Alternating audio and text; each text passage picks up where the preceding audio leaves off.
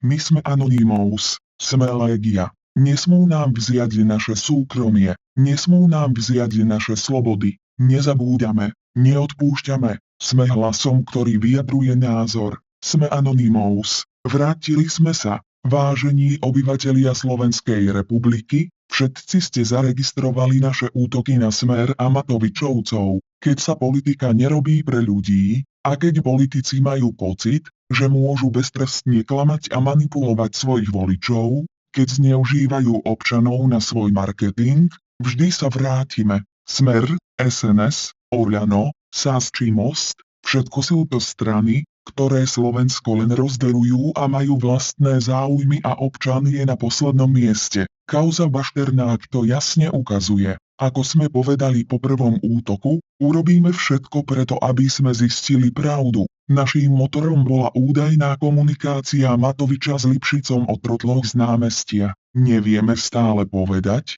či je pravdivá alebo nie, no vieme potvrdiť fakt, že protesty proti Kaliňákovi sú spoločným dielom celej opozície vrátane Kotlebovej strany. Náš DDoS útok nám umožnil schovať náš prístup do mailovej schránky Igora Matoviča. Tu pre širokú verejnosť sprístupňujeme prvý z mailov, ktorý si určite prečítal a čokoľvek sa deje, deje sa tak s jeho vedomím. Nepísal ho, no vie o ňom, pokiaľ Igor Matovič neprizná, ako je to naozaj s celou organizáciou protestov, budeme maily z jeho schránky ďalej zverejňovať.